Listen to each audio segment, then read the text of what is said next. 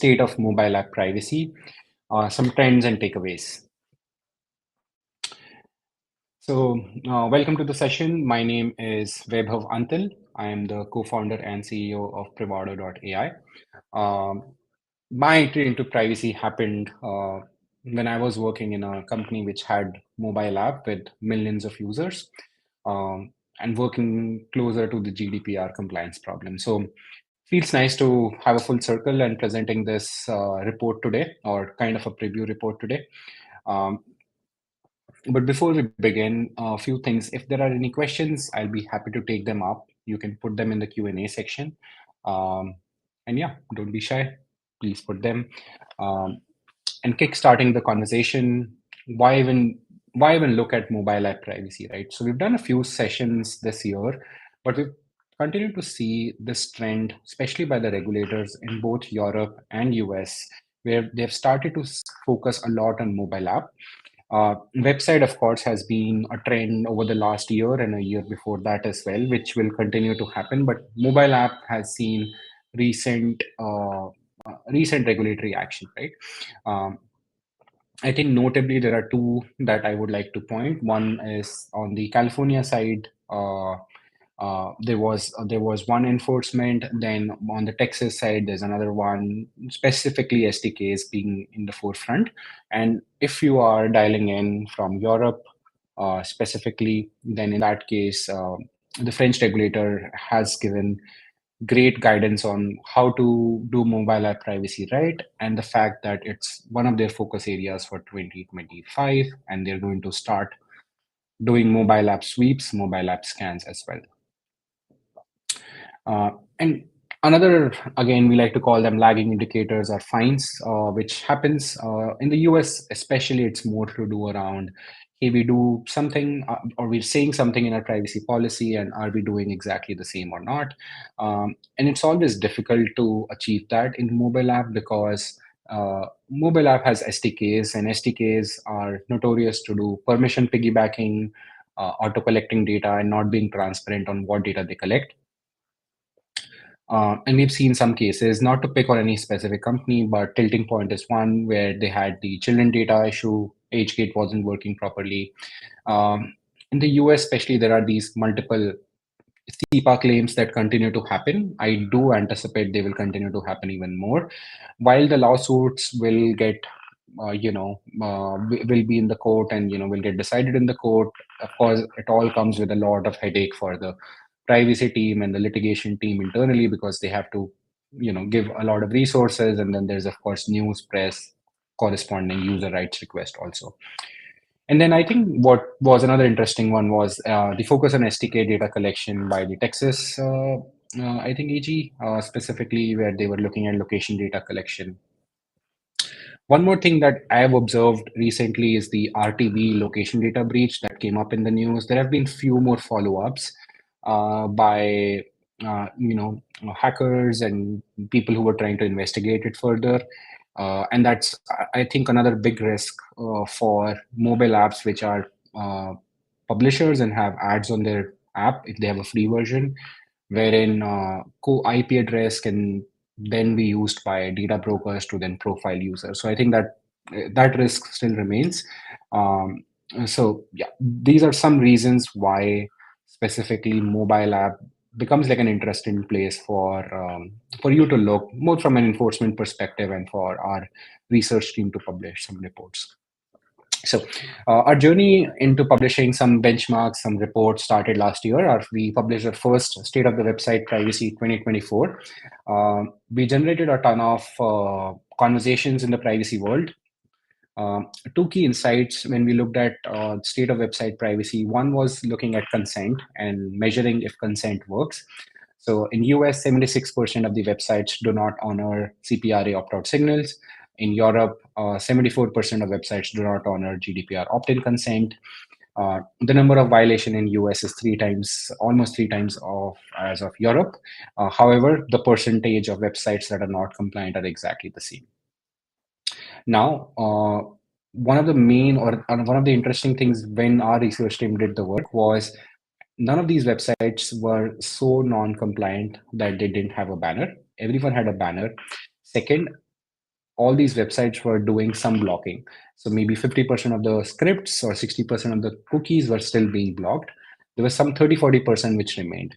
So what we like to call it, it's basically a problem of lack of tools that can monitor consent experience on website, and because of which these websites become non-compliant. So if you're in the privacy, which I'm sure everyone is, world, if you are still curious about if your website is compliant or not, feel free to request a free website scan. That's available on Privado. Our team will be able to assist you. But moving forward, like taking this research forward, I think the second most important findings that came out of the state of website privacy were some benchmarks. Before this, I think, as privacy, we really struggle in terms of, hey, what's a good number of third-party integration in a website, right? How many advertising website? How many consent violations typically we see? How do websites have all three buttons or just accept and no more, right? So all these things, a benchmark didn't exist. So the report did a really good job in terms of publishing these benchmarks. And what we intend to do is do exactly the same for mobile app. That's our motivation. We saw great benefit to the privacy world where they were able to take that internally and make a case of either monitoring their website or reducing third parties because they are way over the industry benchmark. So coming to the state of mobile app privacy 2025, at Bridge, while we don't have the full report, we wanted to give you a preview of what is coming. So directionally, everyone knows where the state of mobile app privacy is. So before we start the methodology, we picked 25 of the 100 most downloaded Android apps in US. We picked December 2024 as the month. Second, we scanned these apps using Privado's mobile app scanning solution. Third, we picked California as a location, and our main intention for this preview was to record data sharing, data collection, and third-party activity. When the full report gets published, you will see similar stats around consent, around third party, around data collection. But as we've collected this data already, the things or what we saw was already interesting. So we thought, why not present it? So let's look at the first big thing. So when we analyze these apps, the first thing we wanted to see was what's the number of data elements or data types these apps are collecting. So on an average, these apps collect about 19 data elements. The least amount of data we found was 4, the highest was 40. And we categorize these data elements into 3 big categories. One is PII, which is kind of attributes which can be used to persistently link users. So that could be name, email address, phone number, device IDs, advertising IDs, persistent identifiers, something that you can use and just link it to a user. Second, we classified it into sensitive. So think location, financial, children, health, those kind of data attributes as defined by CPRA, GDPR. And the third was other, and that was a bulk of data which was observed data. So think about you would get battery percentage, device model, screen size, carrier details, um, uh, your time zone, things like that, right? So on an average, these were the 3 categories we saw. 19 data elements on an average is what a mobile app collects. It can go as high as 40, as low as 4. The second stat we were really interested was the split, right? So this 19 average, how does it split across other categories? So on an average, 3 data type were sensitive, 4 were PII, so 4 were so on an average, an app collected 4 persistent identifier, including device ID, unique ID, name, email, phone, and then about 11 data types were observed or auto-collected from device. So that was device name, carrier, things like that. Next, what we really wanted to also figure out was how much sensitive data was collected or how many apps were collecting these sensitive data. So the first thing we focused was on location data, since that is, can be used for continuous profiling. So out of these subset of 25 apps, 92% of them collected location data, right? That could be precise or coarse location. 63% of them collected demographic information. So things like gender, sexuality, um, was collected. 46% of these apps were collecting IP address, 17% password, so those were the ones where there was login, and then 8% were collecting financial information.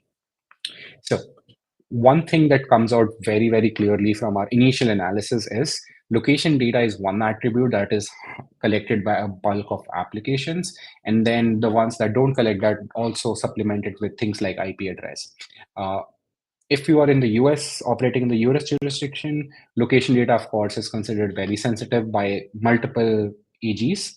Um, that has been the case so far. And if you are in Europe, yeah, location data, while it's not one of the special category data, it's definitely considered sensitive data, and it's something that has been, in multiple guidance by the regulators has been pointed out as sensitive. So if you haven't audited your app ever, this would be a good cue or a good screenshot to take and basically share internally and say, let's look at what data are we collecting.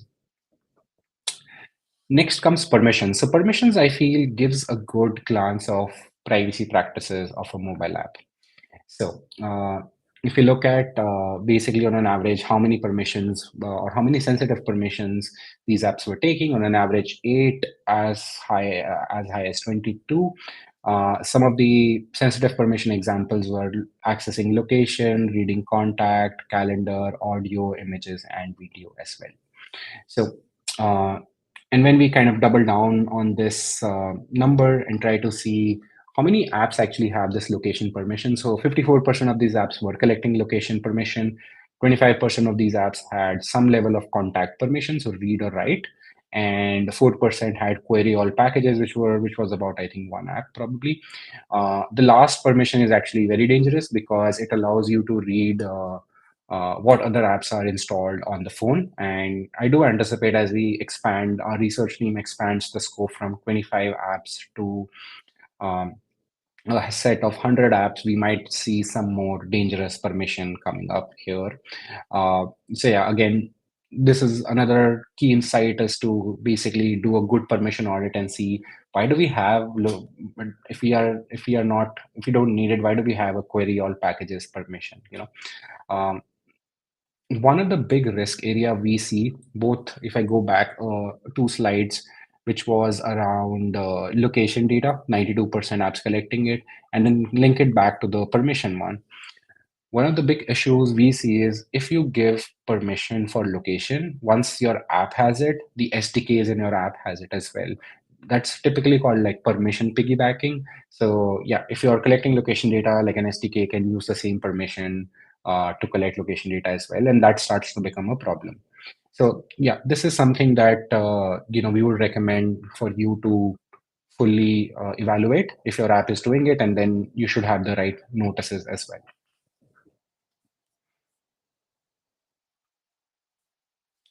Next, we also looked at data sharing practices. So the number one thing we wanted to see was like, hey, is these persistent identifiers, are they shared externally or not? So 100% of the apps share these PII, right? These are things like name, email address, device ID, advertising ID, something that you can use to pinpoint a user. All apps shared it. There was not even a single app which did not share it to an external third party. Next, sensitive location data.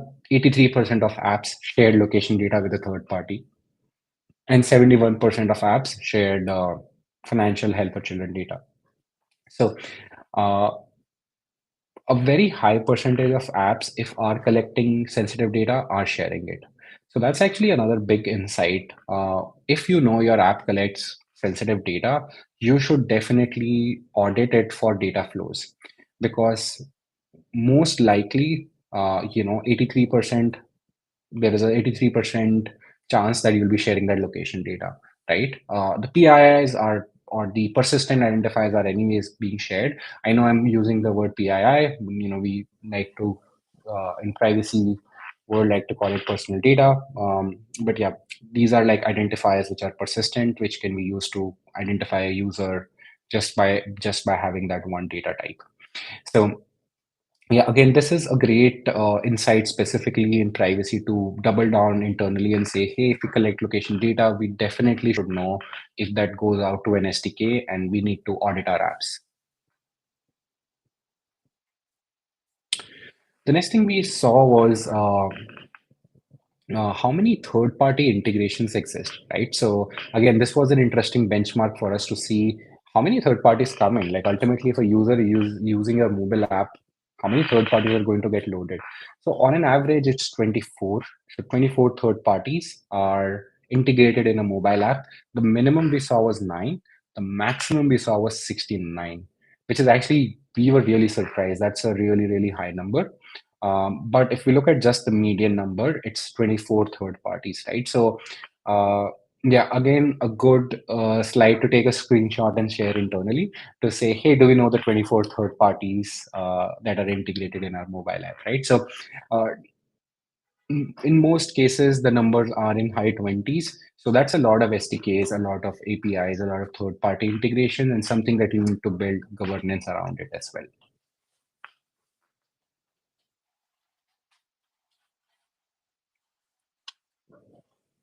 Next, what we wanted to actually see was how many of these apps are connecting with what kind of third parties, right? So the first insight was if you looked at just advertising, right? Like third parties that can be used for advertising, retargeting, basically, which would come under the scope of do not sell or share in CPRA.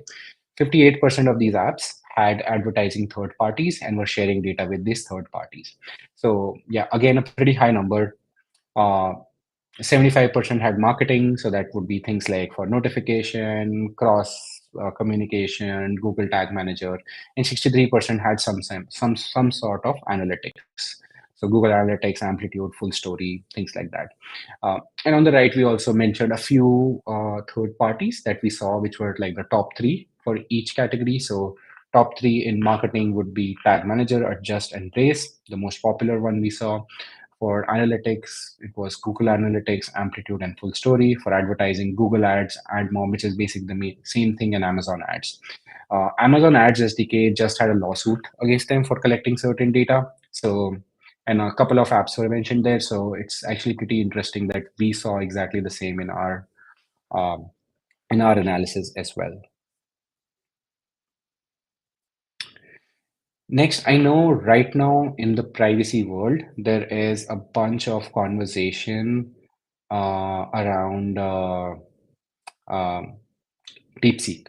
We actually did like a long post on DeepSeek, and in terms of like what do they say in their privacy policy versus what they're doing.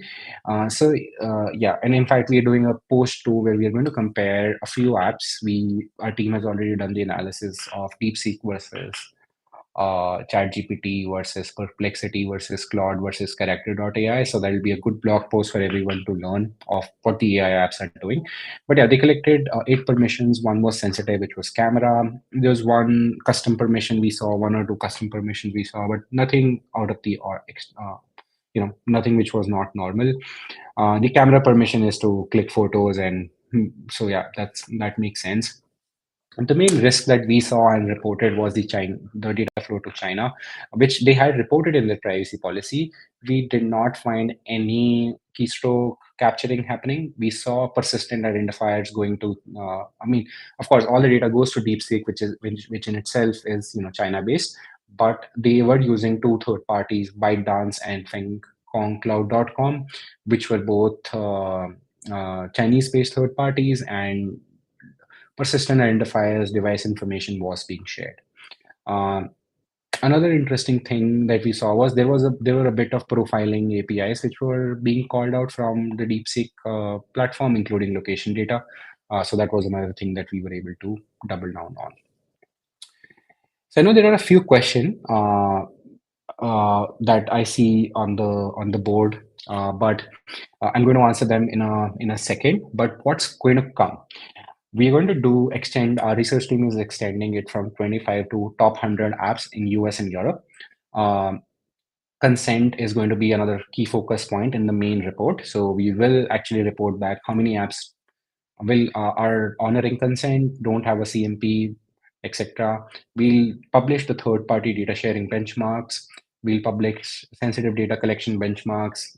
What are the implications for privacy professional best practices as well? So I know there are a few questions. I'm going to take them before I conclude the session. If there are any more questions, please put them there. Um, so yeah, the first question was around what form and accuracy does the location data have? GPS, IP, inferred location. That's a great question. So we did see. So the one we reported was all combined in location data, but it was a combination of precise and the course location. So we saw two decimal and the full location as well. There, and we reported the IP address separately. So that's a separate line item that we were tracking, because if you have IP, in fact, we saw that at DeepSeek as well, where they had a geo IP to country call happening. So from where they were getting the IP address. So mostly from the app analysis, you will never see if IP based location inferencing is happening. That happens server side. So we feel a toxic combination of data sharing is any persistent identifier with IP or location data to an advertiser. That pretty much means the user can definitely be profiled. Um, so thanks for asking that question. There was another question between first and third party sharing. So this is all first. The third party sharing, we did not report on the first party, which was internal data shared. We do have that data as well. Yeah, a lot of data that you see collecting and not getting shared was being shared internally. So the amount of first party data sharing is way higher, and a lot of sensitive data attributes. For, of course, like some of it is also needed for providing the services, but yeah, first party data collection is way higher than third party sharing. And we have the stats. We didn't publish it, but that's a great point. Maybe in our final report we can even publish that. um, so there was another question in terms of are the number of SDKs lower because of the role of mediation platforms? So great question. We in this preview did not separate out SDK and network calls. In our final report, we will.